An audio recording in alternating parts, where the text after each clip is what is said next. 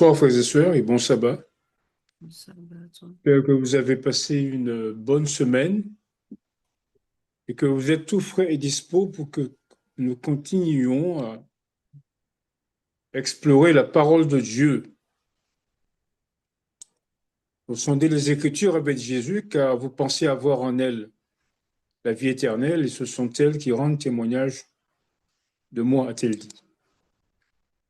Oui, c'est grâce à l'étude de la parole, grâce au fait que, eh bien,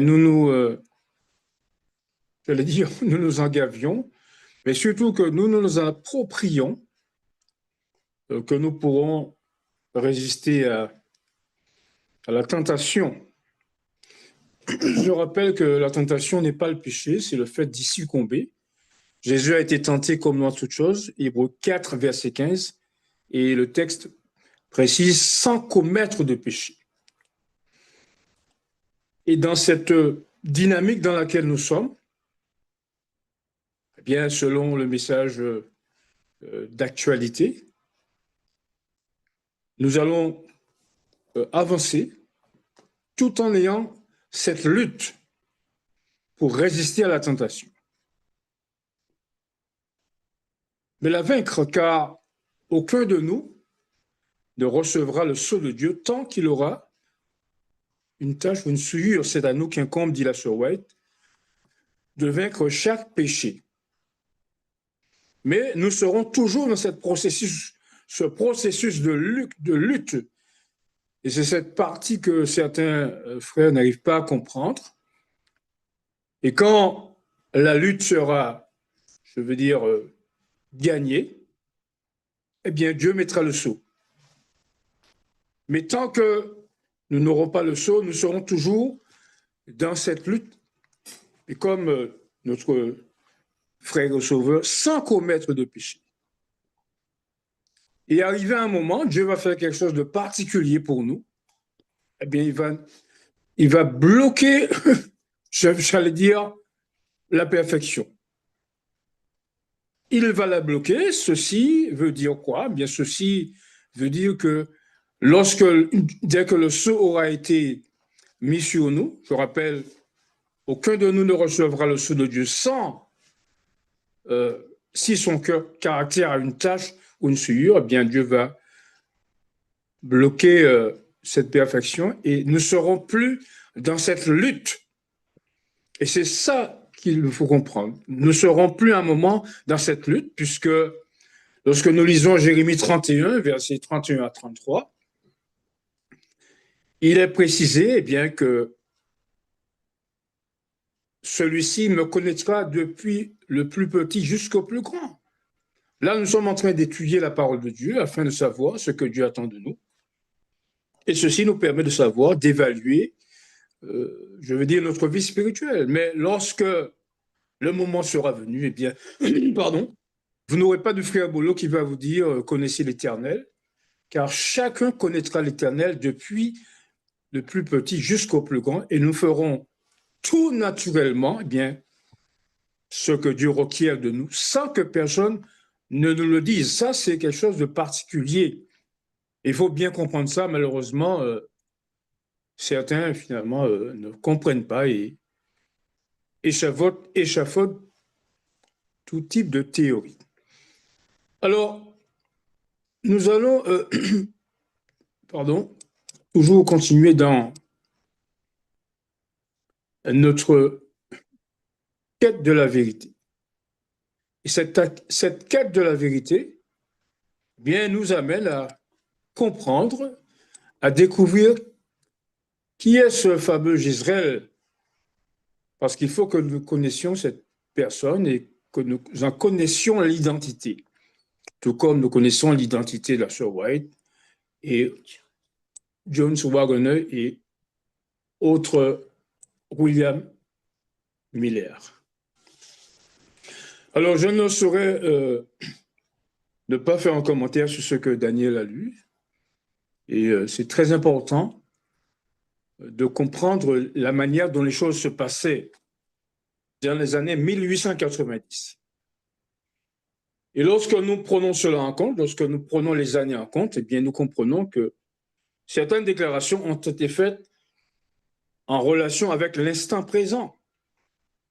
Par exemple, le fait de faire du travail missionnaire pendant, je veux dire, ce moment. Mais il faut savoir à quoi elle se référait précisément lorsqu'elle parlait ainsi. Elle parlait simplement des fameuses lois du dimanche, de Blue Laws, du temps des années 1800, avec comme instigateur principal Henry Blair. C'était un sénateur républicain, eh bien, qui avait fait des lois pour des lois sociales, et ces lois avaient à faire quelque chose avec le travail du dimanche, le travail le dimanche. Et il y a eu des personnes qui se sont singularisées, qui se sont illustrées dans le combat pour la liberté religieuse. Et parmi ces personnes, vous voyez ici la flèche jaune, A.T. Jones. Alonzo Trevor Jones, son véritable nom, c'était un homme qui était brillant. Malheureusement, il avait quelques défauts de caractère. La White lui a appelé à corriger, car avec un message comme celui de 88, eh bien, il était difficile d'accepter certains comportements qui ne cadraient pas avec le message donné. Donc, cet homme a croisé le fer avec Henry Blair, avec le Congrès américain, et finalement, Dieu a permis que la chose fut abandonnée. En décembre, la réunion a eu lieu en décembre 88 et en décembre 89, le projet de loi était mis à mal, bien que pendant des années encore, jusqu'aux années 1900, eh bien, il y avait encore ces lois qui essayaient de s'imposer. Donc, ce que je veux dire, notre quête de la vérité nous amène à connaître l'histoire. Car, par exemple, le fils de Sir White, W.C. White, il a été emprisonné. Donc, il faut que nous connaissions ces choses de manière à avoir de la lecture, une lecture, je veux dire, intelligente, et que nous sachions pourquoi, eh bien, elle dit telle chose ici et telle chose là.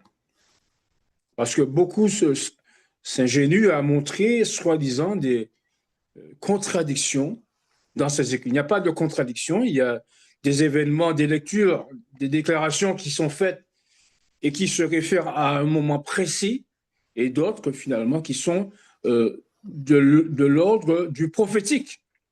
Car nous savons que lorsque la loi du dimanche sera en vigueur, eh bien, il y aura des événements particuliers.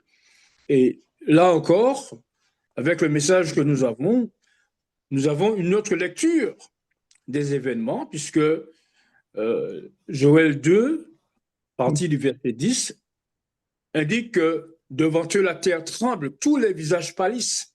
Donc Dieu a préparé quelque chose de particulier pour les nations et qu'il leur fera savoir eh bien, que ces 144 000 personnes, dans la bouche desquelles il n'y a pas de fraude, seront justement les personnes qui vaincront la bête et son image, comme il est dit dans Apocalypse chapitre 15.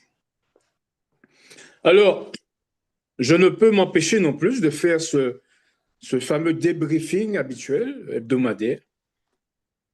Vous avez vu que la guerre continue à battre son plein, non seulement en Ukraine, mais aussi dans la terre que Dieu a donnée à nos pères.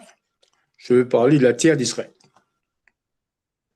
Mais ceux qui suivent l'actualité, cet après-midi, j'écoutais l'intervention de Mark Rutte, c'est le président de l'OTAN, organisation du traité nord-atlantique qui regroupe les pays du Nord, les pays occidentaux, alors, européens.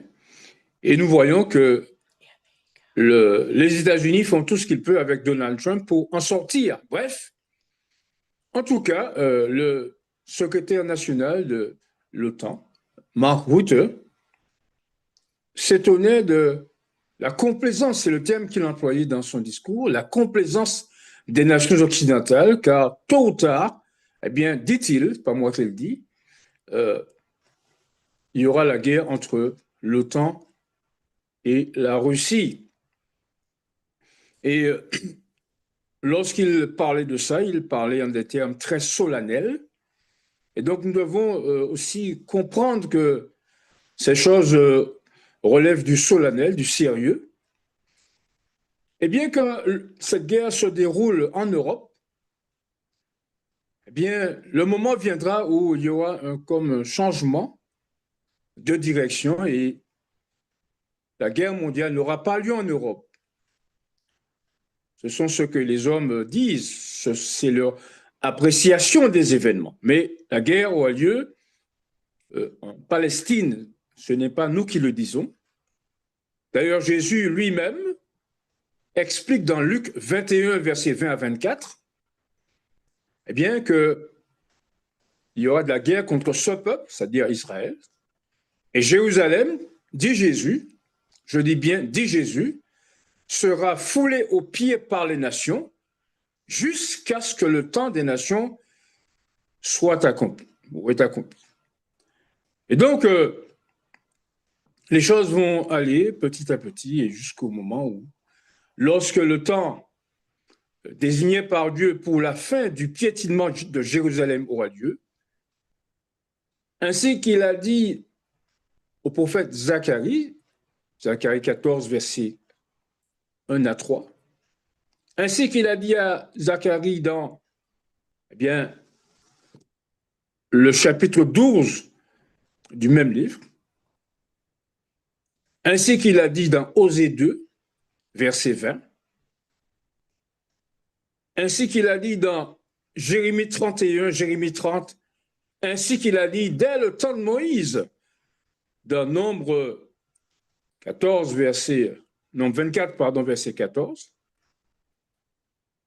à la fin des jours, ce conflit aura lieu. Et tous ceux qui acceptent la parole de Jésus,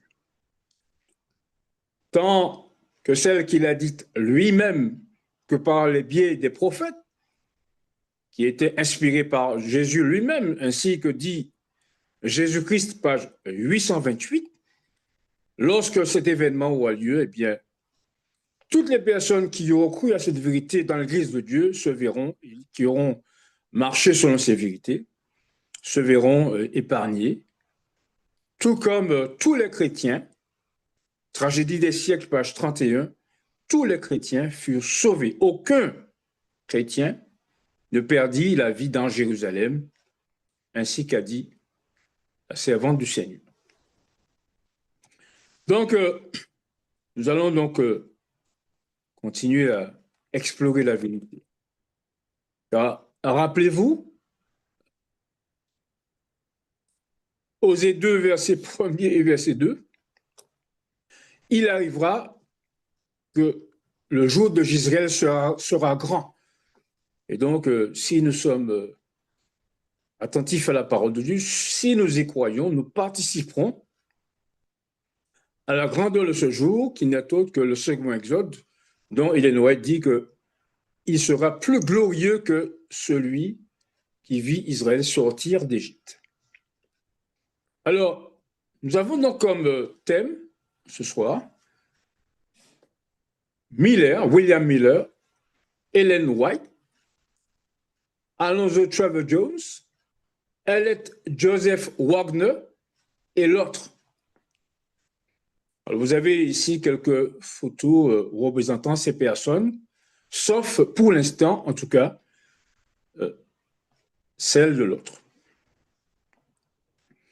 Alors, notre but n'est pas de créer une sorte de fétichisme des photographies, mais il est bien des fois de mettre une photo sur un visage.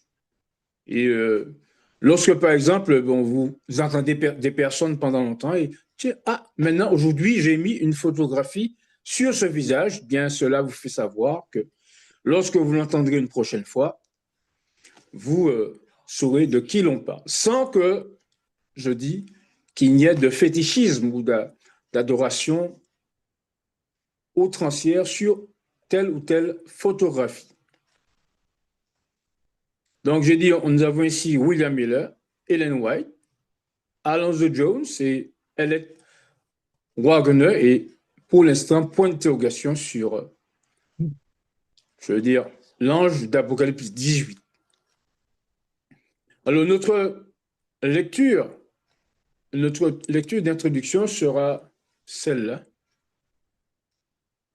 La bonne nouvelle prêchée dans le monde entier. Cette bonne nouvelle du royaume sera prêchée dans le monde entier pour servir de témoignage à toutes les nations. Alors viendra la fin. Matthieu chapitre 24, verset 14. Amen. Amen. En introduction, je choisis un texte qui retrace justement cette bonne nouvelle du royaume des cieux. Alors, étant entendu qu'il y a toujours eu une bonne nouvelle du salut. Il y a eu la prédication de Noé. Il y a eu la prédication des enfants d'Israël, les types et les symboles. Et le dernier message, comme vous le comprenez bien, ce ne sera pas l'arche de Noé, ce ne sera pas les lois cérémonielles, ce sera un message en relation avec le dernier message, la prédication du message du troisième ange, dont à propos duquel nous lisons cet extrait. Le message du troisième ange proclamé avec force. C'est ainsi que le message du troisième ange sera proclamé. Quand le temps sera venu où celui-ci devra retentir avec plus de puissance, le Seigneur agira par d'humbles instruments qui se seront consacrés à son service. C'est par l'onction du Saint-Esprit plutôt que par la culture obtenue dans les écoles qu'ils seront qualifiés en vue de leur mission. Des hommes de foi et de prière, poussés par une force irrésistible et animés d'un saint zèle, iront annoncer les paroles que Dieu leur confiera. Les péchés de Babylone seront dévoilés. Les terribles conséquences résultant de lois religieuses imposées par l'autorité civile, les ravages du spiritisme, les progrès insidieux, mais rapides, de la puissance papale, tout sera démasqué. Ces avertissements solennels remueront les masses. Des milliers et des milliers de personnes qui n'auront jamais rien entendu de pareil apprendront, à leur grande stupéfaction, que Babylone est l'Église déchue à cause de ses erreurs, de ses péchés et de son refus d'accepter des vérités envoyées du ciel. Lorsque les gens demanderont des éclaircissements à leurs conducteurs spirituels, ceux-ci leur présenteront des fables et prophétiseront des choses agréables pour calmer leurs craintes et tranquilliser leur conscience réveillée. Et comme plusieurs se refuseront à accepter une simple déclaration humaine et exigeront d'eux un clair et précis « Ainsi parle l'Éternel », ces conducteurs religieux, à l'instar des pharisiens d'autrefois, qui irritaient la récusation de leur autorité, dénonceront le message d'avertissement comme venant de Satan et pousseront les foules à malmener et à persécuter ceux qui le proclament. Tragédie des siècles, chapitre 38, page 658, troisième paragraphe. Amen. Oui, amen. Donc, nous voyons que beaucoup de gens considèrent, je veux dire, Babylone, à la tête de laquelle se trouve l'Église catholique romaine, considèrent ces personnes comme disant la vérité, comme présentant la vérité. Mais lorsque nous comparons ces doctrines avec celles de la Bible, nous voyons que, eh bien, le compte n'y est pas. Mais si Dieu rejette l'institution, il ne rejette pas les personnes qui y sont. D'ailleurs, il déclare dans le livre Tragédie des siècles, page 421, paragraphe 1er, que la majorité des vrais disciples de Jésus se trouvent encore dans ces églises. Et le temps viendra, eh bien, où elles en sortiront grâce à la prédication forte et puissante des serviteurs de Dieu. Je veux parler des 144 000. Alors, il faut bien comprendre que, mais tout cela, il y a un homme qui est à la tête de ce système. Cet homme n'est autre que ce que Paul, appelle le fils de la perdition, l'adversaire qui s'élève au-dessus de tout ce qu'on appelle Dieu, se proclamant lui-même Dieu. Alors, voyons un peu, si vous voulez, c'est au fait, je mets des guillemets, afin que nous identifions ce personnage et que nous l'ayons en ligne de mire, puisqu'il s'agit de ne pas tomber dans ses pièges, dans son escarcelle, mais être du côté de la vérité. Alors, qui est cette personne? La Bible lève le voile sur cette personne par le biais de l'apôtre Paul. Il déclare en effet ceci. Le fils de la perdition. Le fils de la perdition. Que personne ne vous séduise d'aucune manière, car il faut que l'apostasie soit arrivée auparavant, et qu'on ait vu paraître l'homme du péché, le fils de la perdition, l'adversaire qui s'élève au-dessus de tout ce qu'on appelle Dieu ou de ce qu'on adore, jusqu'à s'asseoir dans le temple de Dieu, se proclamant lui-même Dieu. Car le mystère de l'iniquité agit déjà. Il faut seulement que celui qui le retient encore ait disparu. Et alors paraîtra l'impie, que le Seigneur Jésus détruira par le souffle de sa bouche et qui l'anéantira par l'éclat de son avènement. Deuxième épître aux Thessaloniciens, chapitre 2, versets 3, 4, 7 et 8. Merci. Alors, il faut que je vous dise, peut-être que certains sont perdus, quel est le fil conducteur qui veut nous amener à découvrir l'identité des personnes que l'on a mises en page de couverture. Pourquoi revenir à cette histoire de Babylone? Donc, ce que nous allons faire, nous allons remonter le temps depuis les années 538 jusqu'à l'arrivée du mouvement adventiste. Enfin, on ne va pas le toucher ce soir, mais puisqu'on va dire qu'on a réservé ça pour demain en grand. Donc, nous allons partir depuis la montée de Babylone, depuis le début de l'apostasie, suite à l'introduction des personnes non converties dans les chrétiennes, et nous allons remonter le temps jusqu'à ce que nous arrivions à la naissance, ou en tout cas à la fin de cette période d'apostasie et à l'émergence de l'Église. Voilà l'objectif que nous nous fixons pour découvrir pourquoi ces différentes personnes, pourquoi Miller, pourquoi Ellen White, pourquoi A.T. Jones, pourquoi E.J. Wagner et pourquoi cette personne dont nous n'avons pas encore l'identité.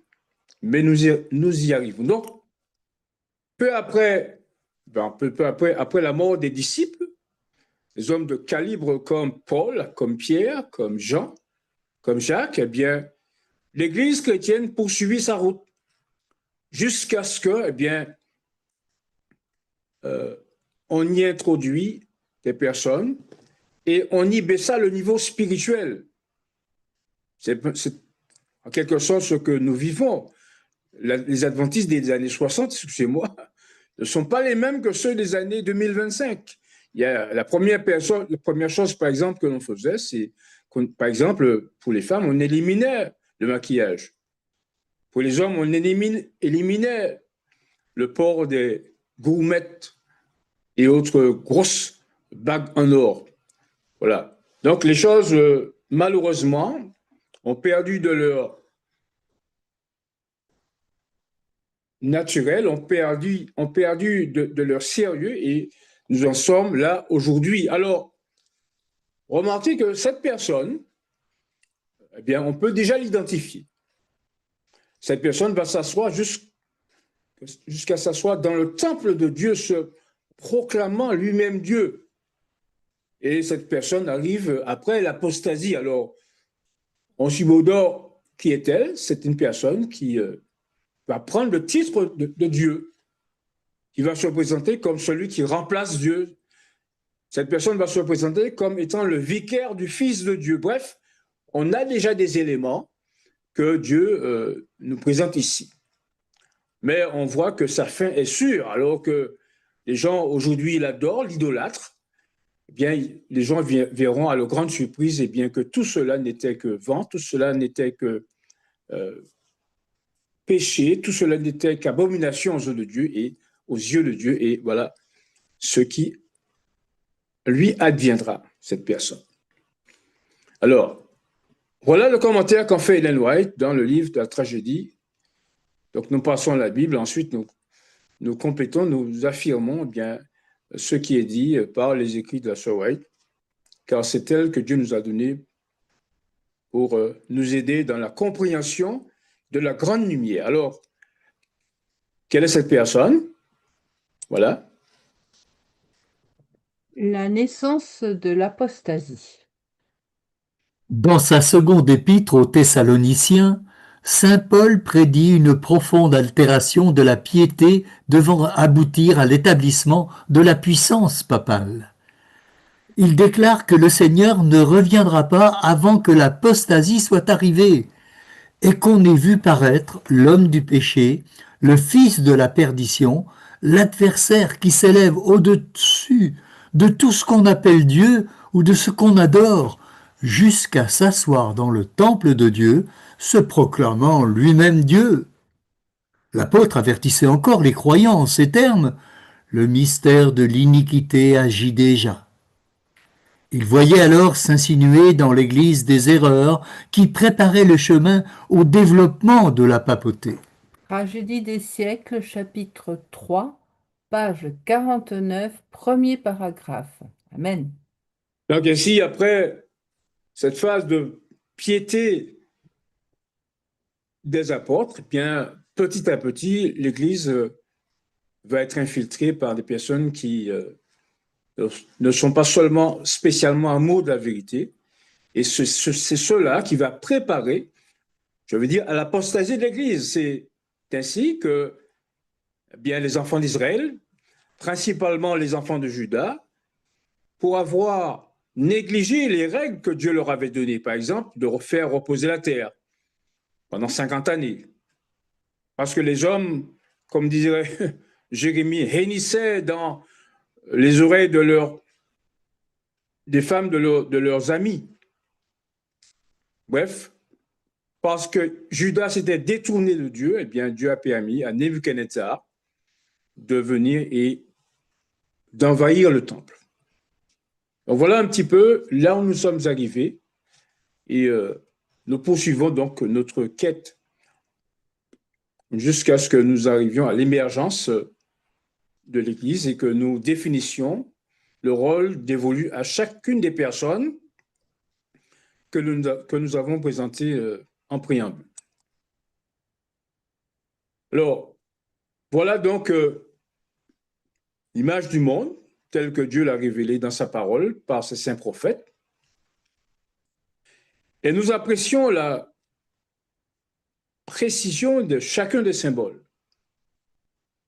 Babylone, le lion, le royaume médo-persan symbolisé par l'ours, le royaume gréco-macédonien symbolisé par le léopard à 4 têtes. Alors, s'il y a un sujet qui a retenu mon attention en tant que jeune étudiant de la Bible, alors là on passe un petit peu rapidement, mais vous voyez que le léopard a 4 têtes et a 4 ailes. Et ces 4 têtes, alors bien sûr l'histoire et la prophétie se donnent la main pour affirmer que ce qui est dit est vrai, puisque Alexandre le Grand, le chef des Grecs, eh n'a pas laissé de descendants et son royaume fut divisé par 4 généraux, Séleucus, Lysimaque, Cassandre et Ptolémée, exactement comme des centaines d'années auparavant, Daniel le précisait. Après cela, bien, il y a l'émergence de Rome, Et il y a l'émergence de cette petite corne.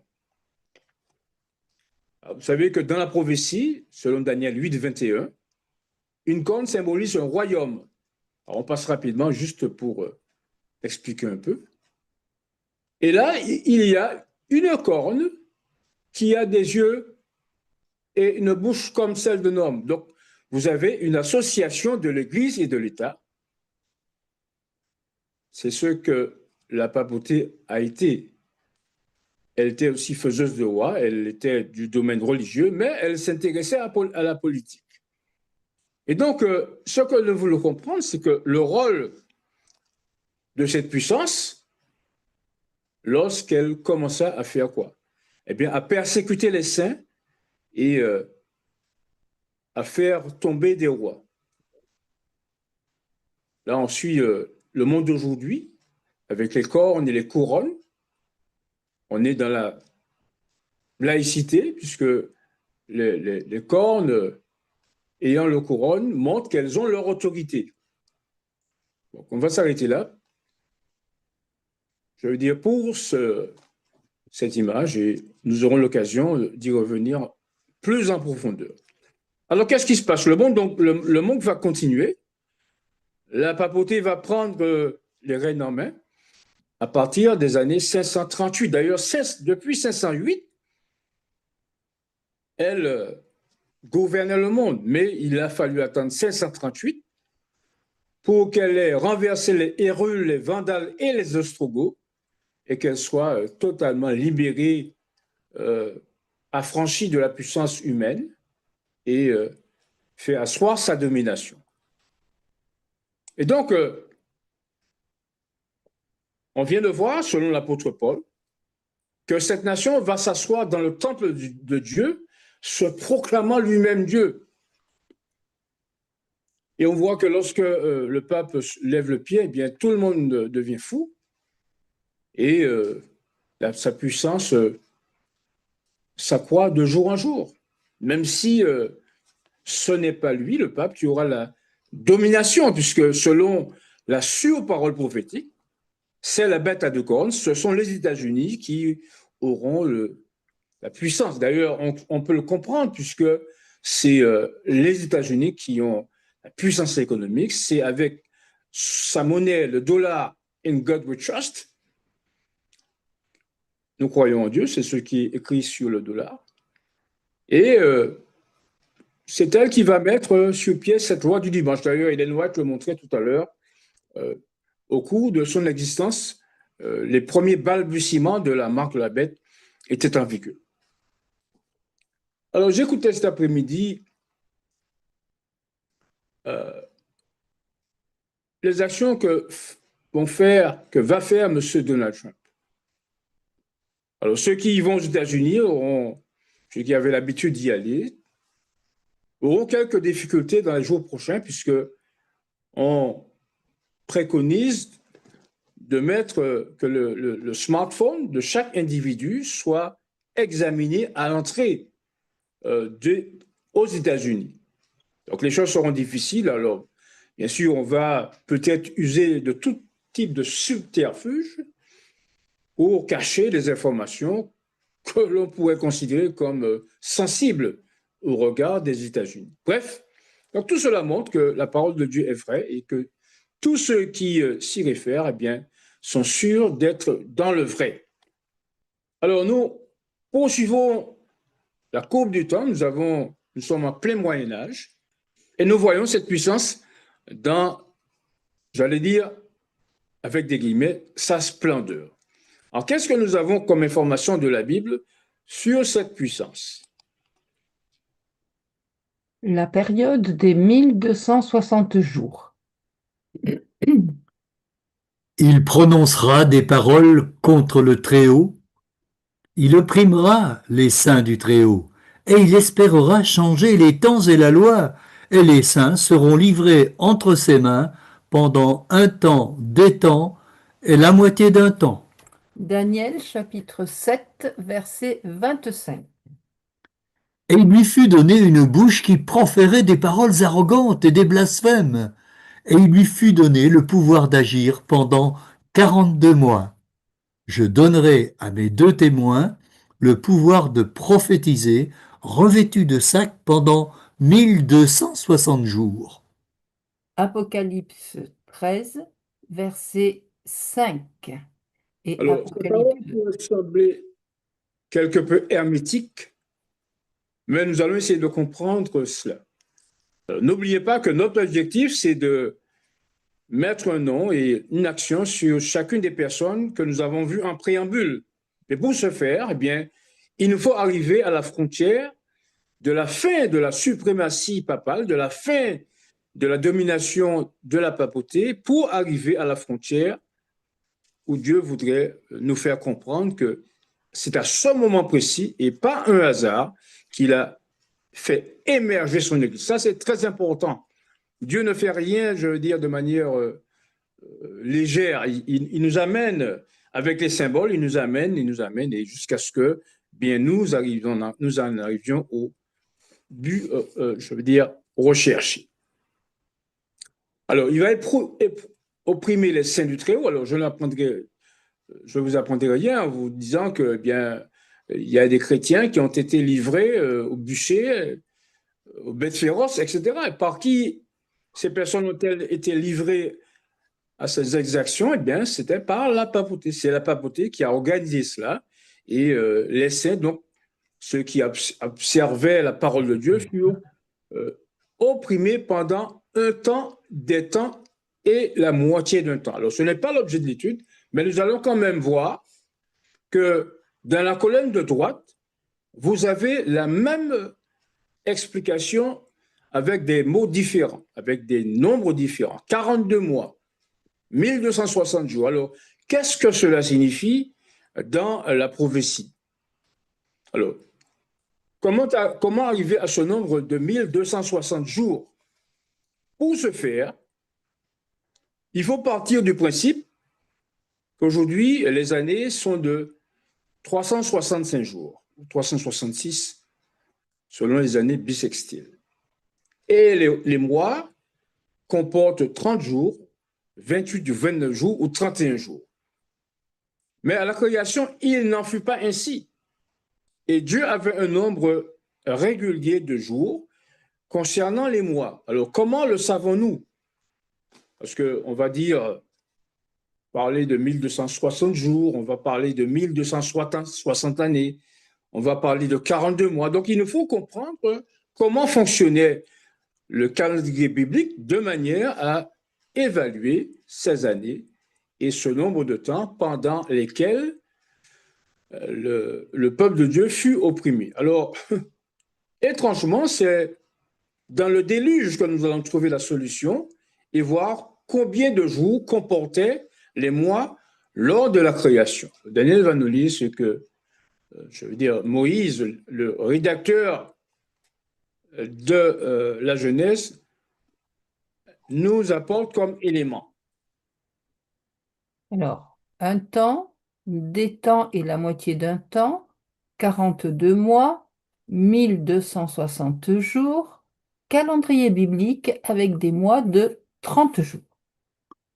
L'an 600 de la vie de Noé, le second mois, le 17e jour du mois, en ce jour-là, toutes les sources du grand abîme jaillirent, et les écluses des cieux s'ouvrirent. Les eaux se retirèrent de dessus la terre, s'en allant et s'éloignant, et les eaux diminuèrent au bout de 150 jours. Le 7e mois, le 17e jour du mois, l'arche s'arrêta sur les montagnes d'Arara. Du 2e mois, Oui. le 17e jour du mois, au 7e mois, le 17e jour du mois, il y a 5 mois. Les eaux seront grosses sur la terre pendant 150 jours, 5 donc par 30. Les mois bibliques sont des mois de 30 jours. Alors, les références bibliques sont Genèse chapitre 7, verset 11 et Genèse chapitre 8, versets 3 et 4. Vous avez remarqué que j'ai oublié un zéro. Les mois bibliques sont des mois de 30 jours. Alors, j'ai remarqué que Dieu est très précis dans la présentation du déluge. Il dit que Noé est entré dans l'arche le second mois, le 17e jour du mois. Pourquoi prend-il tant de précautions pour préciser cela? C'est qu'il veut nous enseigner une leçon, il veut nous présenter le premier calendrier. Nous nous souvenons que la pluie tomba pendant 40 jours. Et le verset 3 du chapitre 8 nous dit que les eaux étaient grosses sur la terre et commencèrent à diminuer au bout de 150 jours. Alors, qu'est-ce que cela signifie? Cela signifie qu'il y a eu 40 jours de pluie et que le niveau des eaux a duré pendant 110 jours. Donc, 40 plus 110, ça nous donne 150 jours. Et c'est à partir du 150e jour que l'eau commença à baisser. Mais vous avez remarqué que Dieu va aussi donner des précisions. Il dit quoi? Que la pluie est tombée, a commencé à tomber le second mois, le 17e jour du mois. Et au verset 4, pour dire que le 7e mois, le 17e jour du mois, l'arche s'arrêta sur les montagnes d'Ara, ayant commencé à baisser, bien évidemment. Donc, comme nous sommes forts en maths, nous comprenons que du second mois, le 17e jour du mois, jusqu'au 7e mois, précision le même jour, le 17e jour du mois, il y a 5 mois. 7 moins 2 égale 5. Et les eaux furent grosses sur la terre pendant 150 jours. Alors, comment trouver la durée de mois? Il faut diviser 150 jours par 5 mois. Cela nous donne 30. Donc, nous avons donc la confirmation que les mois antédiluviens ou post-diluviens, c'est-à-dire après le déluge, étaient bien des mois de 30 jours. Et donc, lorsque nous allons multiplier 42 mois, lorsque nous allons multiplier 42 mois par 30, cela nous donne 1260 jours. Donc, on a donc la confirmation que la papauté a usé de sa suprématie pour faire la guerre aux saints pendant 1260 jours, c'est-à-dire 1260 années, puisque son règne a été de 538 jusqu'à 1798. Et donc, toujours dans notre quête d'information sur la puissance de la papauté et le temps où elle a régné et ce qu'elle faisait pendant cette époque, voilà l'explication que donne la servante du Seigneur. La période des 1260 jours. Les périodes de 42 mois et 1260 jours mentionnées dans ce passage sont un seul et même laps de temps, à savoir celui pendant lequel l'Église de Dieu devait être opprimée par celle de Rome. Les 1260 années de la suprématie papale commencèrent en l'an 538 de notre ère et devaient par conséquent se terminer en 1798. À cette dernière date, une armée française entra dans Rome, s'empara du pape et le conduisit en exil à Valence, où il mourut. On ne tarda pas à élire un nouveau pape, mais la curie fut incapable de rétablir son ancienne puissance. Cependant, la persécution des fidèles disciples du Sauveur ne dura pas jusqu'à la fin de la période des 1260 années. Dans sa miséricorde envers son peuple, Dieu abrégea la durée de cette cruelle épreuve. Tragédie des siècles, chapitre 15, page 287, premier paragraphe. Amen. Nous allons vers l'émergence de l'Église de Dieu. Vous comprenez bien que pendant cette période, la papauté a prêché tout sauf la vérité. Elle a prêché le baptême par aspersion. Elle a prêché le remplacement du sabbat par le dimanche. Bref, elle a tout fait pour contrecarrer la vérité que Dieu avait laissée à ses disciples. Mais il faut bien comprendre que Dieu ne laissa pas son Église dans cette situation. Même pendant l'apostasie, même pendant le moment où elle s'efforça de contrecarrer l'œuvre de Dieu, Dieu n'a pas abandonné son peuple, mais il l'a nourri spirituellement.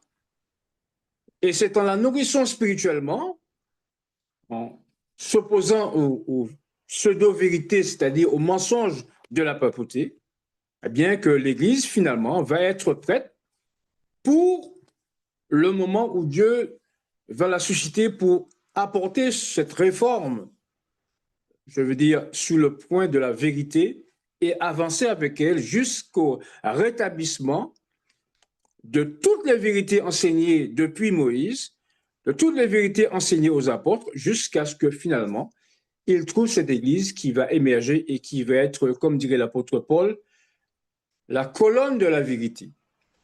Alors, comment Dieu s'est-il pris pour nourrir l'Église? Alors, voilà ce que l'apôtre Jean, le disciple bien-aimé, rapporte. L'Église fut nourrie pendant 1260 jours. Et les deux ailes du grand aigle furent données à la femme, afin qu'elle s'envolât au désert vers son lieu, où elle est nourrie un temps, des temps et la moitié d'un temps, loin de la face du serpent. Apocalypse chapitre 12, verset 14. Amen. Alors, amen. Comment a-t-elle été nourrie? Pas à la petite cuillère, mais par des vérités solennelles que Dieu voulait rétablir et des vérités qu'il avait déjà données à ses prophètes et aux apôtres. Alors, parmi ces personnes qui ont nourri l'Église, le premier d'entre elles, ces personnes, on va citer Martin Luther. Et qu'est-ce que Martin Luther a dit de manière solennelle et pour montrer que Dieu l'avait suscité pour rétablir la vérité, pour nourrir l'Église? Ceux qui ont nourri l'Église. Tout de suite, Martin Luther.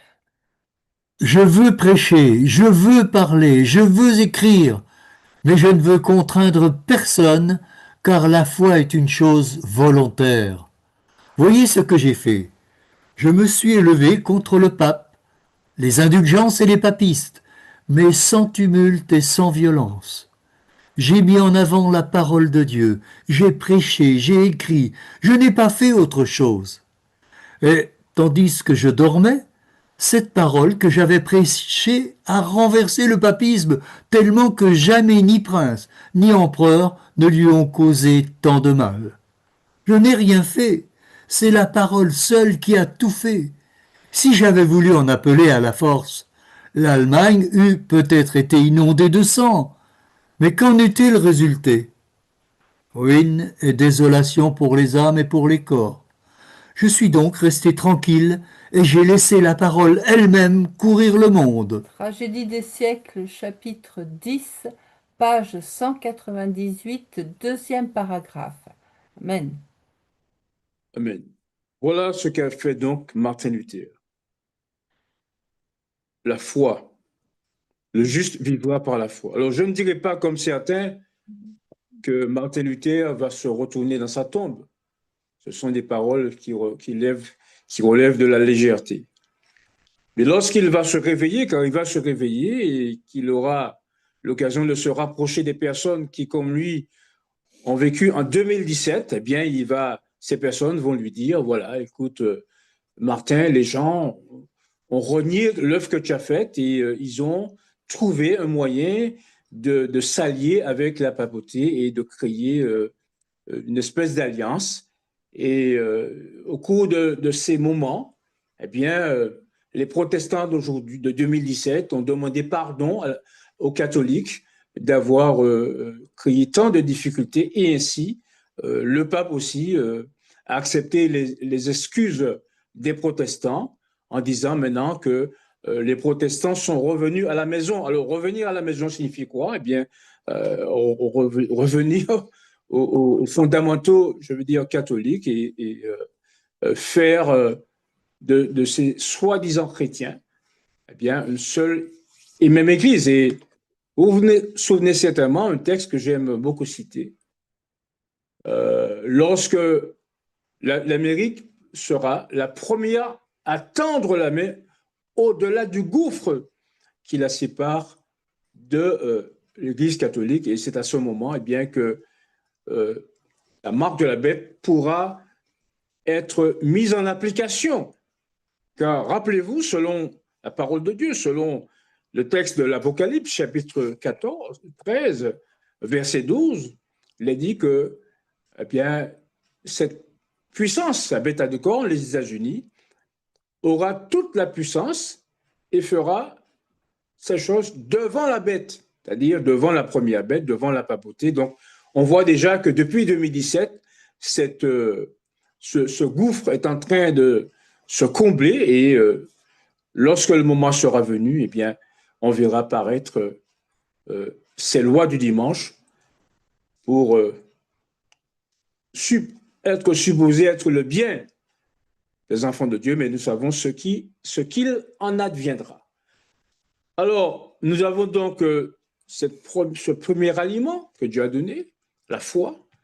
Sans la foi, il est impossible d'être agréable à Dieu. Et il y a d'autres personnes qui ont nourri l'Église, qui l'ont sustentée de manière à ce qu'elle puisse résister aux assauts de l'adversaire. Nous avons donc ce John Knox qui mettra l'accent sur un ingrédient non moins important dans la compréhension de la parole de Dieu. Ceux qui ont nourri l'Église, à présent, John Knox, après Luther. Il faut croire Dieu qui nous parle clairement dans sa parole, répondit le réformateur. Au-delà de ce qui est écrit, il ne faut croire ni les uns ni les autres. La parole de Dieu s'explique elle-même, et s'il semble y avoir quelque obscurité dans un passage, le Saint-Esprit, qui n'est jamais en contradiction avec lui-même, s'exprime plus clairement dans un autre, de telle sorte que le doute ne subsiste que pour ceux qui veulent obstinément demeurer dans l'ignorance. Telles étaient les vérités qu'au péril de sa vie, l'intrépide réformateur faisait entendre à la reine. Avec ce courage indomptable, puisé dans la prière, il poursuivit les batailles de l'Éternel jusqu'à ce que l'Écosse eût brisé le joug de la papauté. Tragédie des siècles, chapitre 14, page 270, troisième paragraphe. Amen. Amen. Alors, au moment où la papauté se disait capable de corriger Dieu, je n'invente rien, c'est dans de nombreux textes, eh bien, Knox montrait l'importance du Saint-Esprit, l'importance de l'Esprit de Dieu dans la compréhension de la vérité. Et c'est très important que nous laissions le Saint-Esprit nous guider, car nous risquerions de tomber dans le piège de l'interprétation particulière des Écritures et faire naufrage quant à la foi. Ainsi, la foi, le Saint-Esprit, et voilà un ingrédient aussi important qu'apportait l'un des frères Wesley, mais les deux, vous le savez, étaient ensemble battant pour le Seigneur et battant pour la vérité. Alors voilà ce que l'ingrédient sur lequel Charles Wesley insistait. Il disait en effet ceci. Donc toujours dans ce chapitre de ceux qui ont nourri l'Église, maintenant c'est Charles Wesley. Wesley persévéra dans sa vie de frugalité et de renoncement, où il ne voyait plus la condition mais la conséquence de sa foi, non la racine, mais le fruit de la sainteté. La grâce de Dieu en Jésus-Christ est le fondement des espérances du chrétien, et cette grâce se manifeste par l'obéissance. Wesley consacra sa vie à la proclamation des grandes vérités qu'il avait reçues. La justification par la foi au sang expiatoire du Sauveur est la puissance régénératrice du Saint-Esprit dans le cœur, vérité dont le fruit est une vie conforme à celle de Jésus. Tragédie des siècles, chapitre 14, page 275, quatrième paragraphe. Amen. L'importance de la grâce de Dieu, source de salut manifesté, qui nous invite à renoncer au péché. Donc là encore, Wesley va faire fi des indulgences, va faire fi eh bien, des supposées grâces accordées, entre guillemets, par le fils de la perdition, et il va se reposer sur la grâce de Dieu, et il va fonder, comme certains le savent, l'église méthodiste, dont la sœur White était un membre, Voilà, donc l'importance de la grâce. Alors, il y a un point sur lequel l'église va être aussi nourrie, parce que la papauté avait fait disparaître, je veux dire, cet élément de la foi, c'était le baptême. Et donc, là encore, Dieu ne va pas laisser son église sans nourriture. En pleine apostasie, eh bien, il va susciter ces hommes et il va susciter ce Alexander Campbell pour rétablir, je veux dire, le baptême par immersion. Donc, on continue avec, dans cette rubrique de ceux qui ont nourri l'Église, maintenant Alexander Campbell. La naissance de sa fille incita Campbell à étudier le sujet du baptême. Il finit par conclure que les Écritures ne justifiaient pas le baptême des enfants, mais que les individus devaient décider par eux-mêmes de se convertir et que le baptême n'était approprié qu'après cette conversion.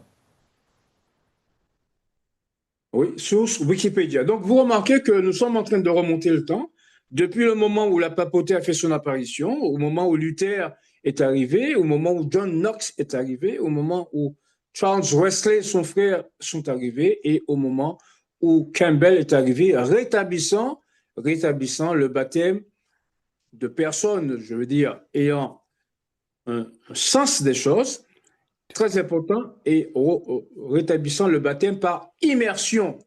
Alors, il est assez singulier de remarquer que lorsque Dieu envoie des vérités, il veut que ces vérités s'ajoutent aux autres.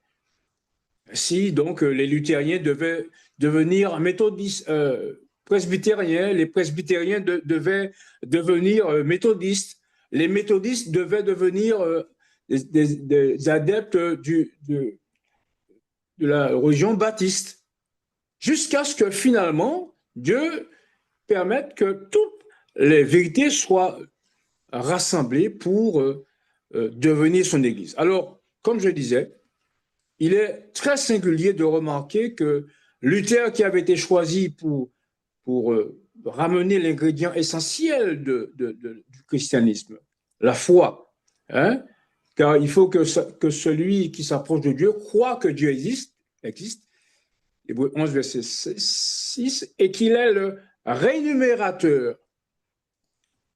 Étrangement, les luthériens pratiquent le baptême par aspersion. Ils ne pratiquent pas le baptême par immersion comme Jésus l'a enseigné, comme Campbell l'a rétabli. Donc tout ça pour montrer quoi? Eh bien, lorsque Dieu amène une vérité, il s'attend à ce que nous avancions jusqu'à ce que nous embrassions toutes les vérités pour être l'Église que Dieu appelle de ses vœux. En tout cas, nous savons que cette période de 1260 jours, 1260 années, devait arriver à son terme. Et là, nous arrivons à une frontière très importante de l'histoire de l'Église chrétienne, la mort du pape, l'emprisonnement du pape et l'émergence par la suite de l'Église de Dieu au sens large du terme. Alors, le pape qui avait emmené des personnes en captivité, le pape qui avait fait souffrir les chrétiens, eh bien, lui aussi devait connaître la même fin, de manière assez ironique d'ailleurs. Il ira en captivité. Si quelqu'un mène en captivité, il ira en captivité. Si quelqu'un tue par l'épée, il faut qu'il soit tué par l'épée. c'est ici la persévérance et la foi des saints. Apocalypse chapitre 13, verset 10. Amen. Donc, nous arrivons à la fin des années 1260 années et les années 1800 vont commencer. Et voyez donc ce livre qui a été écrit par Serge Ceruti et qui atteste que le pape a été emprisonné. Donc, d'aucuns diraient que la Bible parle de l'emprisonnement du pape.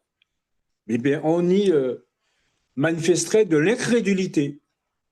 Mais l'histoire atteste que cela a été le cas.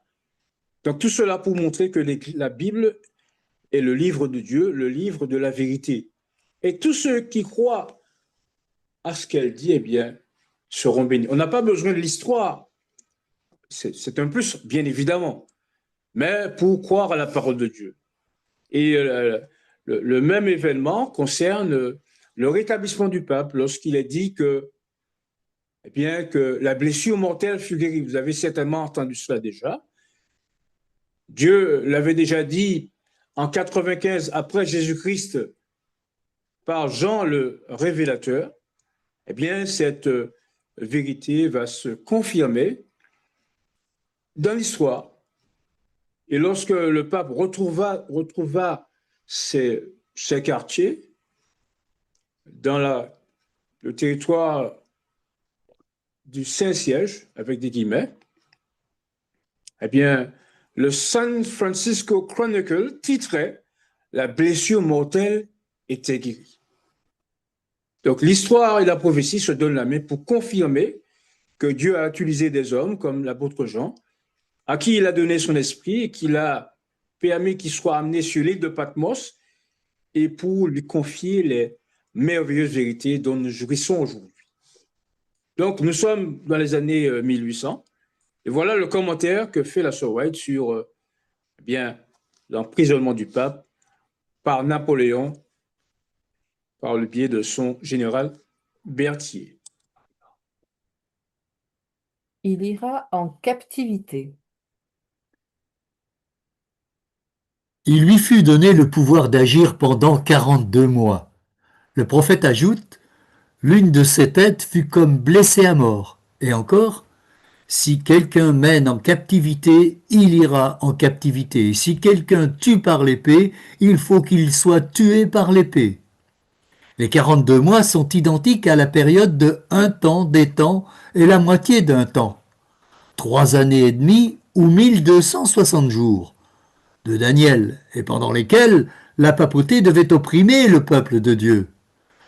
Nous l'avons déjà dit dans les chapitres précédents, cette période a commencé avec la suprématie papale en l'an 538 de notre ère et s'est terminée en 1798. C'est alors que le pape fut fait prisonnier par les troupes françaises et que la papauté reçut une blessure mortelle. Ainsi s'accomplit cette prophétie. Si quelqu'un mène en captivité, il ira en captivité. Tragédie des siècles, chapitre 25, page 476, premier paragraphe. Amen. Amen. Pour ceux qui ne sont pas habitués avec ces livres, écrits par Ellen Gould White, eh bien, c'est une personne que l'on considère comme ayant été inspirée par Dieu et pour nous reporter ses paroles. Donc, vous voyez que l'histoire, comme je disais, l'histoire et la prophétie se donnent la main pour confirmer le récit biblique, pour confirmer que la Bible est vraie, pour confirmer que, eh bien, lorsque 1798 arrive, lorsque le pape Pie VII est emprisonné, eh bien, nous sommes partis de 538, au moment où la papauté fleurissait, jusqu'au moment où elle va arriver à son terme, en tout cas à son repos, je veux dire, jusqu'à ce qu'elle renaisse. Donc, nous sommes donc à cette frontière et nous allons vers la découverte eh bien, des personnes qui ont marqué l'histoire du monde adventiste. Car nous voulons savoir quelle est l'identité de ce fameux Gisraël. Donc, qu'est-ce qui se passe? Il se passe que, bien, voilà les vérités ramenée à l'Église depuis le Moyen-Âge, depuis l'apparition de Luther, la foi, d'accord? Le Saint-Esprit est amené, la grâce a été amenée. On a insisté que le vrai baptême était le baptême par immersion. Eh bien, nous allons découvrir par la suite qu'il manque deux grandes vérités et que tous ceux qui acceptent l'arrivée de cette grande vérité après des années bien, de piétinement de la vérité, eh bien, constitueront l'Église de Dieu, dont nous allons découvrir, je veux dire, des personnages importants, le visage des personnages importants, mais surtout, nous allons découvrir ce Gisraël, car il y a, comme vous l'avez vu, Ellen White, non pas Ellen White, mais il y a, comme nous avons, je remets le schéma pour que vous voyez, il y a eu William Miller, qui est apparu en 1830, et il y a eu ensuite Ellen G. White, puis conjointement Jones, frère Jones et Wagner, E.G. Wagner, et cet autre dont nous devons absolument connaître l'identité, car il fait partie de l'émergence, il fait partie de la vérité. Si nous en acceptons le principe, eh bien, nous serons préparés à savoir tout ce que Dieu veut que nous sachions pour nous préparer au grand lendemain. Le grand lendemain, c'est-à-dire le moment où, serviteurs de Dieu, le visage illuminés d'une sainte consécration, iront de lieu en lieu proclamer le message céleste. Des milliers de voix le feront retentir dans toutes les parties du monde. De puissants miracles furent opérés. Satan, de son côté, eh bien, cherchera à séduire. Ainsi, dit la servante du Seigneur, les habitants du monde seront en demeure de prendre position. Fin de citation, Tragédie des siècles, page 664. Donc, j'espère que vous serez à nouveau avec nous demain et nous verrons, je veux dire, pour chacun de ces hommes et femmes, eh bien, quel a été le rôle important dans le rétablissement de toute la vérité. Vous avez vu qu'il manque, je veux dire, des portions de vérité pour que la chose soit complète. Nous allons voir quel rôle a joué Ellen White. Nous allons voir quel rôle ont joué les deux, j'allais dire, compères, Jones et Wagner, les deux frères, car ils étaient unis dans leur mission, et ce Gisraël, cet ange d'Apocalypse 18, dont Dieu veut absolument que nous en connaissions à l'identité. Eh bien, frères et sœurs, j'espère que ce retour dans l'histoire nous a fait du bien et nous réalisons que, en tant que peuple de Dieu, eh bien, Dieu nous a donné tous les éléments pour que nous connaissions d'où nous venons, nous sachions d'où nous venons et où nous allons, de manière, comme je disais, à faire en sorte que Dieu soit glorifié au moment où ces lois du dimanche chercheront à séduire le plus grand nombre. Ma prière pour vous et moi-même, c'est que nous continuions dans la foi, que nous continuions dans la recherche de l'approfondissement de la parole de Dieu et montrer que, comme dirait les Sanhédrins, bien que nous soyons des hommes sans instruction, eh bien, Dieu nous a fait grâce de sa parole, il nous a fait grâce de l'esprit de prophétie et là, nous pouvons, je veux dire, à armes égales avec ceux qui se disent des spécialistes, eh bien, croiser le faire avec eux et pour en faire jaillir la vérité. C'est là ma prière pour vous et moi. Amen. Amen. Amen. Amen. Alors, frères et sœurs, c'est le moment des questions. Et bonsoir, frère Bolo, bonsoir à tous. Bonsoir. Et bon sabbat dans le Seigneur. Donc, le titre du diabo que je vais poser la question, de revoir encore avec toi, frère Bolo, c'est la naissance de l'apostasie. Donc, ce que je n'arrive pas à bien comprendre, c'est quand on a dit que et qu'on ne veut pas être l'homme du péché, le fils de la perdition, jusqu'à s'asseoir dans le temple de Dieu, se proclamant le même Dieu. Donc, est-ce que, si je comprends bien, c'est après la mort des apôtres que les cheveux au développement de la papauté dans l'église des apôtres? que l'apostasie, parce que quand on a dit il s'assoit dans le temple de Dieu se proclamant le même Dieu.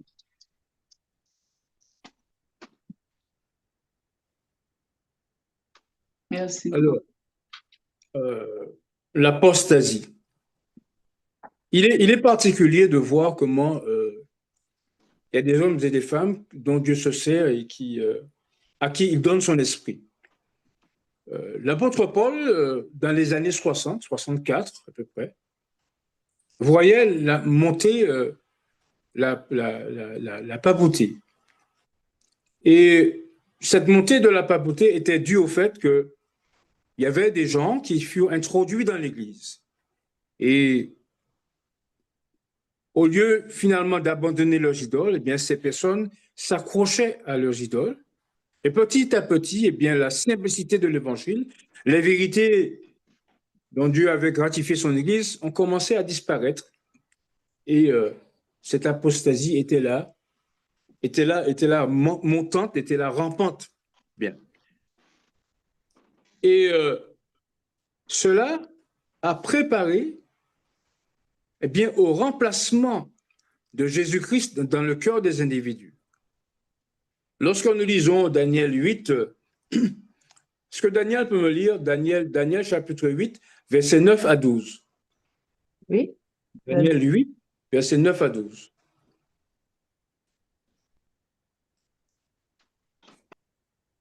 De l'une d'elles sortit une petite corne qui s'agrandit beaucoup vers le midi, vers l'Orient et vers le plus beau des pays. Elle s'éleva jusqu'à l'armée des cieux. Elle fit tomber à terre une partie de cette armée et des étoiles.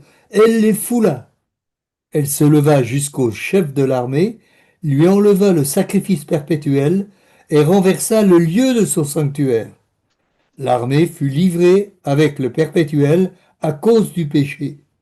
La corne jeta la vérité par terre et réussit dans ses entreprises. Daniel chapitre 8, versets 9 à 12. Amen. Alors, mis à part les textes, Dieu va nous montrer comment cette puissance va émerger. Elle va émerger comme étant, sans jeu de mots, l'émergence de ces 4 corps. Alors, on ne pourra pas tout expliquer, mais finalement, on verra qu'elle va grandir, elle va grandir. Elle va s'élever jusqu'au chef de l'armée des cieux et lui enlever une partie de cette armée. Bon, le chef de l'armée des cieux n'est autre que Jésus lui-même. Rappelez-vous ce que Jésus avait répondu à Josué. Je suis le chef de l'armée de l'Éternel, j'arrive maintenant. Donc, elle va s'élever jusqu'au chef de l'armée, va faire tomber une partie de cette armée. Qu'est-ce que cela signifie? Cela signifie que, d'accord, la papauté, pour ne pas la nommer, va eh bien, provoquer la mort des disciples de Christ. Et elle va réussir dans ses entreprises. Elle va jeter la vérité par terre. Quelle est la vérité que la corne a jetée? Eh bien, le rôle de Christ en tant que ministre du Saint-Sanctuaire. Lorsque les pseudo-chrétiens voulaient des grâces, eh bien, ils n'allaient pas prier Jésus, ils demandaient à la papauté de leur faire grâce. Ils demandaient à Marie de faire grâce, Sainte Geneviève, Saint Bernadette et tous les autres, au lieu de se diriger directement vers Christ. Comme l'apôtre Jean nous le demande, nous avons un avocat auprès du Père, Jésus-Christ le juste. Alors on va demander des grâces au lieu d'aller directement à Jésus. Donc c'est lui dont le rôle de vicaire a été battu en brèche. Et c'est à ce moment eh bien, que le dimanche a fait son apparition. Et vous voyez, dans ce cadre-là, l'adversaire est toujours d'accord. Il n'était pas contre le repos, mais il disait donc, Dieu a dit le samedi, comme depuis en Genèse 2, versets 1 et 2, il va dire d'accord, mais je propose un autre jour. Il va proposer le dimanche. Donc, la corne va jeter la vérité par terre, elle va réussir dans cette entreprise, et c'est c'est cet homme-là, c'est l'homme du péché. C'est ainsi que Dieu le nomme. Il va s'asseoir jusque remplacer Dieu, prendre la place de Dieu. Attention, touchez pas à mon pape, comme diraient certains. Si vous dites du mal du pape, ben vous êtes sous la condamnation. Donc, voilà ce qui devait se passer, voilà ce qui s'est passé. Et jusqu'à ce que, eh bien, le sabbat a perdu de son importance, eh bien, on considère le dimanche comme le jour du Seigneur. Alors que lorsqu'on regarde bien, l'apôtre Jean a été emprisonné sur l'île de Patmos. Il a eu ces visions dans les années 95, mais Dieu lui est apparu un jour, le jour du Seigneur. Alors, le jour du Seigneur, le pape n'était pas encore là. Le pape, il devait arriver quelques 500 années après. Mais on veut nous faire croire que ce jour du Seigneur, eh bien, c'est le dimanche. Non. Le jour du Seigneur n'est pas le dimanche. C'est le jour de Dieu. C'est le jour qu'il a mis à part, qu'il a sanctifié, selon ce qui est dit dans Genèse chapitre 2, verset 1er. Donc, tout cela montre que, eh bien, avec l'œil de la foi, l'apôtre Paul, voyait tout cela arriver et il y a beaucoup de livres qui le montrent bien, hein, qui montrent que le pape se considère comme le remplaçant de Dieu, comme le vicaire du Fils de Dieu. Et donc, tout cela montre bien que nous devons être très prudents et nous devons donc considérer ces choses avec beaucoup de circonspection, beaucoup de prudence. Alors, je suis tombé sur un petit livre là, très intéressant. Il s'appelle Un nouvel ordre mondial, que nous cache-t-il? Alors, voilà, je vous donne un petit florilège de déclarations. Trouvé dans The Catholic National, juillet 1895. On vient de dire que le pape va s'asseoir dans le temple de Dieu, se proclamer lui-même Dieu. Alors, voilà ce que lui-même dit dans cet ouvrage. Nous remplaçons sur la terre Dieu Tout-Puissant.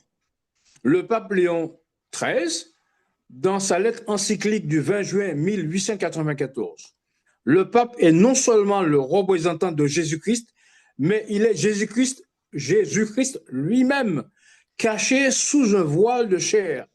Voilà une déclaration qui est pour le moins intéressante, je m'entends par le moins intéressante, pour montrer que ce que l'apôtre Paul disait était tout à fait vrai, puisque l'apôtre Paul disait qu'il va s'asseoir dans le Dieu, se proclamant lui-même Dieu. On vient d'en lire une déclaration. Donc, tout cela montre que lorsque ces hommes sont mus par l'Esprit de Dieu, eh bien, ils nous présentent, je veux dire, l'apôtre Jean, l'apôtre Paul, ils nous donnent des déclarations qui nous montrent que la Bible est vraiment la parole de Dieu. Donc, si je comprends bien, du fait qu'il a dit qu'il est le représentant de Jésus-Christ, ça veut dire il s'assoit dans le temple de Dieu et se proclamant lui-même Dieu. Oui, s'asseoir dans le temple de Dieu, ça signifie quoi? Eh bien, remplacer Dieu. Remplaçant Dieu, ah bon. Ok, bien, mais Voilà c'est le petit, si on peut en faire, je veux dire, en extraire quelques phrases, quelques paragraphes, cela serait bien, et non seulement sur Dieu, mais aussi sur voilà, le livre, je ne sais pas si c'est peut-être long. mais le titre, c'est quoi? Le titre, c'est Un nouvel ordre mondial, que nous cache-t-il? L'agenda secret D'accord. dont personne n'ose discuter. Alors, je vais regarder si on peut le trouver, et sinon, je vais en faire extraire quelques paragraphes. Voilà. D'accord. Bon, ben, je te remercie, Frère Bolo. Que Dieu te bénisse et qu'il bénisse toute ta famille et qu'il nous bénisse tous. Voilà. Eh ben, écoute, frère Edgar, c'était très intéressant comme d'habitude. J'ai pris toutes tes paroles et j'ai bu toutes tes paroles. C'était qu'un rafraîchissement, mais c'était intéressant de se rafraîchir un peu. Et puis, donc, gloire à Dieu pour cette semaine. Ma question est la suivante. l'autre ange qui correspond les acteurs qu'on a cités, Madame Bright, le frère, enfin tous les frères, et cet autre ange, donc dont on n'a pas l'identité et dont on ne sait pas exactement quand est-ce qu'il sera présent pour, pour pousser ce cri Mais d'alerte. c'est l'objectif de- Comment? c'est l'objectif de- Oui, c'est l'objectif de demain, oui, tout à fait. l'autre ange, c'est pas la Torah, hein. Comment? L'autre ange, ce n'est pas la Torah. Oui, voilà, c'était ma question. L'autre ange qui doit arriver, dont on n'a pas encore l'identité, ça sera forcément non pas un Élie, mais un homme de chair et de sang comme toi et moi, mon cher frère. Ou une femme? Est-ce que je ne me trompe? Donc, moi, ma question était la suivante. Ce sera forcément un être humain de chair et de sang qui a lutté contre le péché, comme Ellen White et comme les trois autres frères. Oui, ce serait une personne de sang. De Voilà, chair et de de sang. chair et de sang. C'était ma question, puisque il était question d'Élie, hein, du retour d'Élie. Donc c'est pour ça que je voulais je voulais bien comprendre, quoi. Hmm. Bon, Oui, ben, je te remercie. on va débattre. Voilà, bon, ok, très bien. En tout cas, merci. Hein. Et puis ben, je laisse des questions à d'autres personnes. Alors, ma question, frère Rollo, c'est au sujet d'Apocalypse 13 et le verset 5. Quand la parole de Dieu dit ceci, et il lui fut donné une bouche qui proférait des paroles arrogantes et des blasphèmes. Et il lui fut donné le pouvoir d'agir pendant 42 mois. Donc, alors, et il lui fut donné une bouche. Mais c'est symbolique ou c'est quoi ça? Donc, et il lui fut donné une bouche. Cela veut dire quoi? Qui proférait des paroles arrogantes. Si tu peux m'expliquer cela, s'il te plaît. Alors, on va lire Daniel chapitre 7, versets 8 et 9. Daniel 7, 8 et 9. Daniel, s'il te plaît. Daniel 7, 8 et 9. Je considérai les cornes, et voici une autre petite corne sortie du milieu d'elle. Et trois des premières cornes furent arrachées devant cette corne. Et voici, elle avait des yeux comme des yeux d'homme, et une bouche qui parlait avec arrogance. Je regardai, pendant que l'on plaçait des trônes, et l'ancien des jours s'assit. Son vêtement était blanc comme la neige, et les cheveux de sa tête étaient comme de la laine pure. Son trône était comme des flammes de feu, et les roues comme un feu ardent. Daniel chapitre 7, versets 8 et 9. Amen. Alors, il y a quelque chose de particulier concernant cette corne. Et pourquoi l'inspiration prend la peine de nous l'expliquer.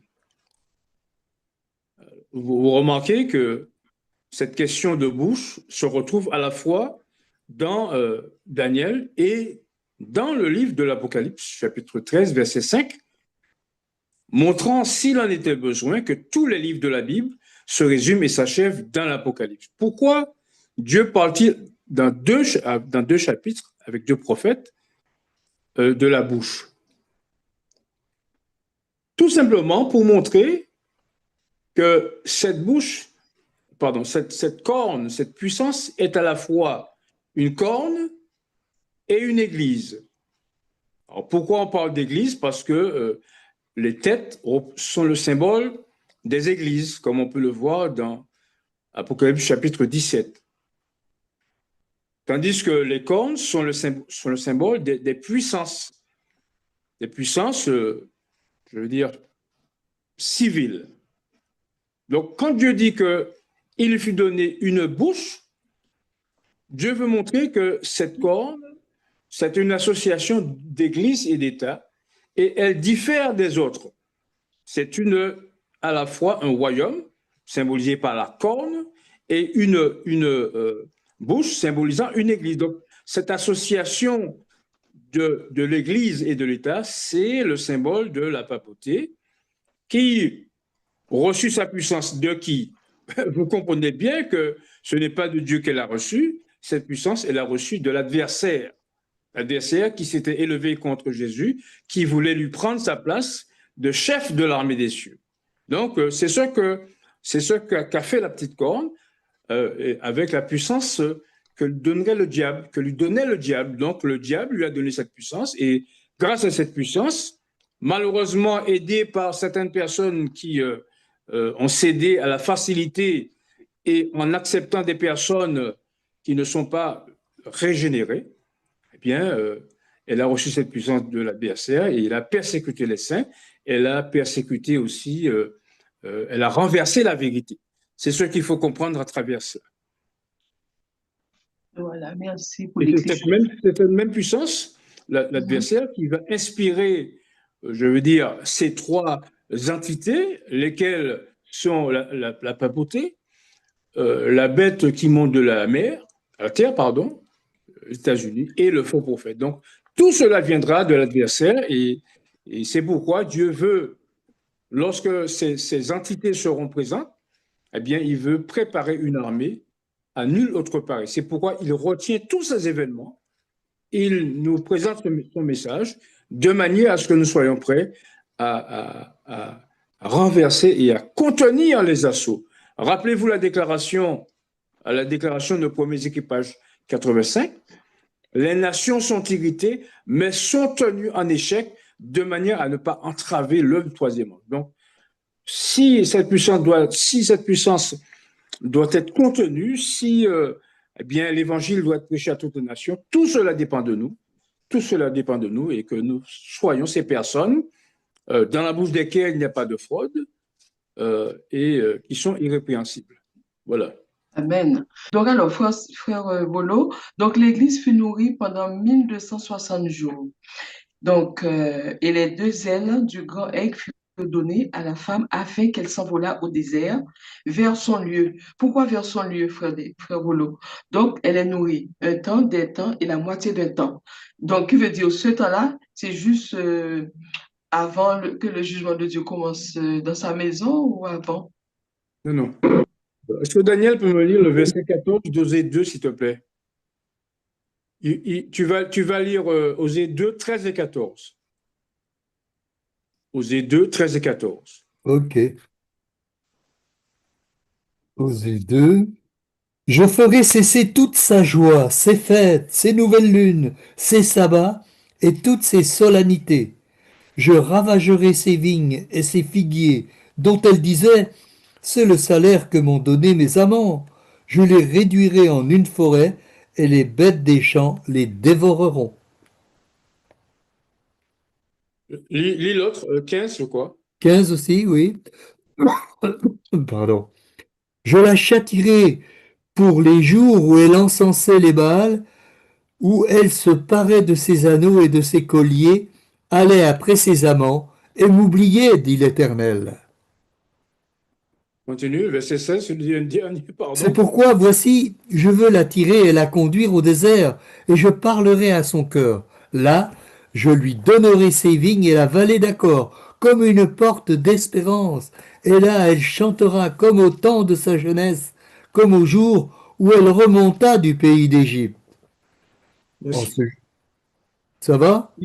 C'est bon. Alors, il est assez singulier de remarquer que Dieu va passer en revue l'histoire de l'Église.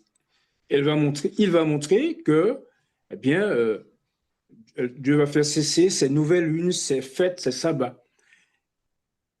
Et après ça, elle sera conduite dans le désert. Alors, d'aucuns ont dit que c'est au Gomère, pardon, Osée qui va conduire Gomère dans le désert. Mais cela ne relève pas, je veux dire, du bon sens, puisque quand Dieu dit que je ferai cesser ces nouvelles lunes, ces fêtes, ces sabbats, tout cela montre qu'il s'agit des solennités de l'Église. Ça n'a rien à voir avec Gomère. Donc, pour avoir introduit des personnes qui n'étaient pas sanctifiées, pour avoir laissé eh bien, le niveau de l'Église s'abaisser, Dieu va permettre la même chose qu'il a faite, qu'il a permise à Nebuchadnezzar, l'Église fut amenée dans Babylone. Mais ce n'est pas sa place, l'Église. Sa place, ce n'est pas dans le désert. Et on voit que la même vérité mentionnée dans Osée est reprise dans Apocalypse 12, 14, où il est dit qu'elle fut nourrie. L'Église fut nourrie. Alors, qu'est-ce que cela veut dire que l'Église fut nourrie? Pourquoi pensez-vous que l'on soit arrivé à la fin vers l'émergence de l'Église adventiste? Mais c'est tout simplement parce que eh bien, l'Église recevait de Dieu sa nourriture spirituelle. Elle recevait de Martin Luther, de John Knox, de Wesley, de Campbell. Donc, même si elle était, je veux dire, hors de son lieu, parce que le lieu de l'Église, ce n'est pas le désert. Le lieu de l'Église, c'est la vigne. Relisez Isaïe 5. Hein? Donc, faute d'avoir marché selon Dieu, elle sera déportée hors de son centre, qui n'est autre que Jérusalem. Rappelez-vous le texte, je lui donnais Jérusalem, qui est au centre des nations et au centre du monde. Donc, même en étant dans le désert, même en étant loin de sa base, Dieu va lui donner sa nourriture. Et finalement, lorsque cette nourriture sera suffisamment bien, je veux dire, ingérée, eh bien, elle sera prête pour d'autres vérités et les plus grandes qui manquent à l'Église chrétienne à la fin des 1798. C'est ce que Dieu veut dire par là. Dieu ne l'a pas laissé son Église sans repas, il lui a donné sa nourriture spirituelle, la foi, le baptême, la grâce, le Saint-Esprit et d'autres vérités qui, après 1798, vont venir par la suite. Pourquoi est-ce important après 1798? C'est que même quand certaines vérités ont été apportées, toutes les vérités n'ont pas été données, dont les principales, à savoir le sabbat et, je veux dire, le sanctuaire. Celle-là même combattue par la papauté lorsqu'elle disait, bien, elle veut s'asseoir dans le temple de Dieu. Voilà ce que cela signifie. Ah, d'accord. Donc, de sorte que quand il est dans son lieu, donc c'est dans le désert, donc Dieu la nourrit. C'est ça. En attendant qu'elle retrouve sa vigne, puisque sa vigne, c'est sa place. Sa vie, on parle de Jérusalem. Oui, c'est la Palestine. La Palestine, d'accord, très bien. C'est bien de comprendre cela. Que Dieu te bénisse encore une fois, frère Bolo. Et merci à Sœur Christine pour sa patience et que Dieu nous bénisse tous. Amen. Amen. Frères et sœurs, nous avons terminé notre étude et le moment des questions. Je demandais à frère Bolo de faire la prière finale. Notre Père qui est dans les cieux, nous voulons, Seigneur, te remercier pour ta grâce. Nous ne sommes rien devant ta face, mais tu nous permets, Seigneur, de recevoir ta vérité, de la comprendre et de pouvoir la rendre à tes enfants. Puissions-nous comprendre que nous ne sommes rien, que tout vient de toi, que c'est ton esprit qui nous conduit, qui nous permet de comprendre ces choses. Et nous voulons, Seigneur, que cela soit le cas pour tous tes enfants. La pédagogie, la répétition et l'art de la pédagogie, ils pourront à loisir reprendre ces études et s'ils ont des questions, elles seront répondues. Alors que nous terminons, nous te demandons ta grâce pendant ce repos physique et spirituel du sabbat.